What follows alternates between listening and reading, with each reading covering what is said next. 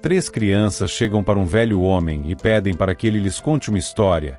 O velho homem aceita, dizendo que contará a história dos 3 lobos, mas principalmente aquele que tinha cabelos brancos. 2 homens entram em um restaurante, e as mulheres ficam loucas quando os veem, porque eles são bonitos, mas a dona do lugar pede para eles esperarem lá fora, porque o lugar está cheio. Enquanto eles esperam, uma garota traz um chá a eles, mas agicata o homem de preto. Parece um pouco assustador com a criança. A garota é chamada de volta pela velha. Então outra criança aparece. Ela veio trazer alguns doces, mas os 2 pensaram que ele fosse uma menina. Ele tem cabelos longos e brancos. Enquanto eles riem, 2 mulheres comentam sobre o rapto de crianças, que está se tornando comum na cidade. Os 2 homens finalmente entram no estabelecimento, e o garoto de cabelos brancos se apresenta. Seu nome é Nel, e a garota se chama Iruha, mas a Jicata diz que é hora de ir.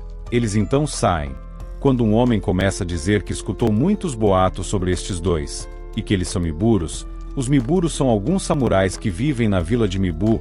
Eles são andarilhos e não servem ao shogunato. Têm fama de serem violentos e maldosos. Mas a velha diz que já está na hora de fechar e expulsa os bêbados do bar.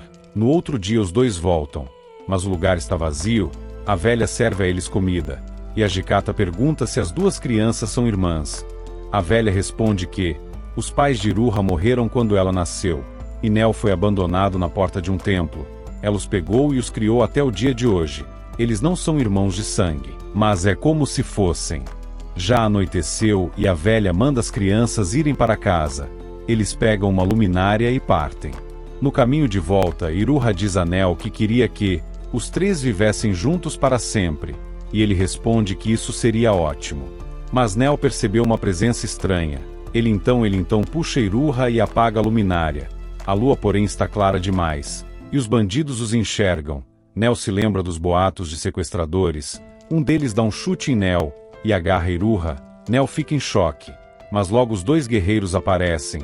Eles derrotam os sequestradores com facilidade, mas um deles parece inexperiente. A Jicata então pergunta onde estão as crianças sequestradas, mas ele não responde. A Jicata então quer matá-lo. Quando Nel grita para não fazer, Nel percebeu que os sequestradores nunca haviam matado ninguém, eram apenas fantoches. Inclusive um deles também teve sua filha sequestrada. Ele chora e conta onde é a base dos sequestradores. A Jicata diz que vai resolver isso antes do amanhecer. No outro dia os 2 guerreiros voltam e convidam Nel para ir até Mibu com eles. Mas Nel está triste e não responde. Eles então se preparam para ir embora. Mas antes, Nel pergunta se ele e Iruha eram iscas. A Jicata confirma. E Nel começa a chorar, dizendo que as vítimas desse mundo são sempre os mesmos, os mais fracos. Quando isso vai mudar? Quando poderemos ser felizes? Nós somos como cães, eles nos matam, batem, humilham na hora que querem. Esse mundo precisa mudar, a Jicata o consola. No dia seguinte Nel está de partida. Ele vai embora com os guerreiros. A Jicata diz que haviam 2 lobos até agora, e Nel será o terceiro. Uma grande jornada está prestes a começar. Eles chegam à base dos Mibu, que é também conhecida como Lar dos Demônios. Quando Nel entra, ele presencia um treinamento estranho, com um cara com um bigode suspeito. Ele se chama Nagakura, e não gostou nada do novato. Mas Soji e a Jicata dizem que ele vai ficar. Então eles resolvem decidir no sumo. Eles encontram outra criança novato, para uma disputa com Nel. A luta começa, mas logo acaba em empate. Mas o resultado é contestado. Então aparecem mais um monte de malucos, e eu já não estou entendendo nada. Eles se batem, e Nel acaba sendo lançado ao chão. Mas ele está sorrindo porque percebeu que aquelas pessoas são legais. Mas de repente um deles diz que algo aconteceu na Ponte Sanjo. Quando eles chegam lá, um monge foi decapitado. Segundo o aviso, ele era corrupto. Isso deixa Nel confuso sobre matar. Seria correto? O monge era realmente culpado? Mas a Jicata diz que essa noite eles vão invadir um local de extremistas. Nel deve tirar suas próprias conclusões. Eles invadem o local, mas parece não haver ninguém. Mas era tudo uma armadilha.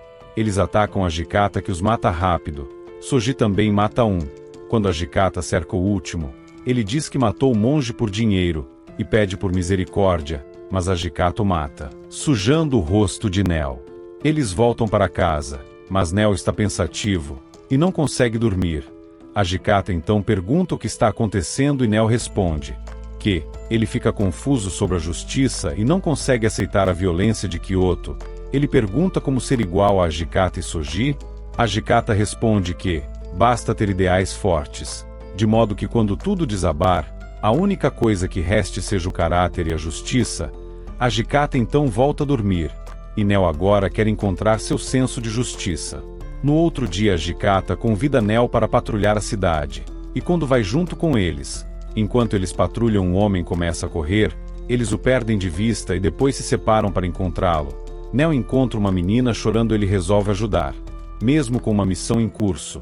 Quando alguém grita assassino, o homem então vai para cima de Neo, mas ele apenas sai do caminho para proteger a garota. O assassino foge, mas por pouco tempo pois a Hikata o mata logo à frente. Mais tarde ele pede desculpa por ter saído do curso da missão. Ele diz que não consegue ver uma criança chorando e não ajudar. Ele queria que houvesse um mundo onde as crianças não precisassem chorar. Quando então lhe dá um abraço. Na manhã seguinte, enquanto limpa a casa, Neo vê um garoto. Ele diz que se chama Taro, mas a Hikata diz a Neo para não falar demais com ele. Mas ele pergunta a Taro por que ele entrou para os Miburo. Taro responde que ele não pode viver em nenhum lugar além desse. Neo fica confuso, mas diz que entrou para os Miburo para proteger as pessoas de Kyoto. Taro apenas diz que ele é ingênuo e se retira. Mas Soji aparece e conta que Taro foi encontrado por Serizawa, aquele estranho do sumo. Mas Serizawa o espanca diariamente e Taro aceita tudo isso. A Hikata apenas quer te proteger de Serizawa, Neo, diz Soji. Soji então pede para Neo fechar os olhos. Ele diz que vai guiá-lo a rio para pegar alguns peixes. Neo fica tenso, mas quando abre os olhos não rio algum. Soji então explica que os humanos são naturalmente desconfiados. Então procure alguém para confiar. Isso chamamos de amigo. Durante a noite Serizawa chega bêbado. A Hikata repreende e pergunta onde está seu companheiro. Serizawa responde que o matou. A Hikata diz que isso será um problema. Mas Serizawa manda Taro limpar aquela bagunça. Taro aceita. Neo fica chocado e vai atrás de Taro. Quando ele chega, Taro está furando o cadáver. Neo tenta impedi-lo, mas ele diz que assim o corpo não flutua na água. Mas Neo diz que é uma questão de dignidade. E Taro fica muito indignado e diz: você já teve que dormir no meio da merda e mijo. Já foi humilhado, espancado, violado, já esteve com fome. Hoje eu tenho um lugar para dormir e muita comida. Por isso farei tudo o que Serizawa mandar. Na base, Soji pergunta a Hikata se não é melhor ir atrás de Neo. Mas a Hikata diz que Neo é muito parecido com ele. E um homem centrado e calmo, ele deixaria o futuro dos Miburo nas mãos de Neo. Neo então diz a Taro que ele quer resolver esse incidente. Taro tem dificuldade de acreditar nele, mas ele parece tão convicto. Taro aceita ajuda. Eles carregam o corpo até a beira do lago. No dia seguinte o corpo é encontrado, com uma espada e um chapéu. Eles camuflaram o corpo para que se parecesse de um viajante. Serizawa então agenda uma reunião. Nessa reunião Neo pergunta por que Serizawa matou seu companheiro. Serizawa diz que matou porque quis, mas não diz que é mentira. Ele diz que Serizawa matou porque ele era um traidor. Inclusive a Hikata encontrou cartas do morto dizendo que queria vender informações dos Miburo. Serizawa ameaça quebra o pescoço de Neo. A Hikata se prepara para matar Serizawa. Mas Serizawa diz que o garoto tem uma boa história e o manda sair. Ele sai e Taro diz que ele é louco. Neo não sabe toda a verdade sobre Serizawa, mas conseguiu proteger Taro. Serizawa diz a Hikata que aquele garoto não é normal.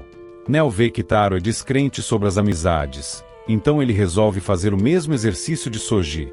Taro fecha os olhos e Neo guia até um lugar desconhecido. Quando abre os olhos ele está com medo, mas ainda assim confiou em Neo. Talvez eles sejam amigos.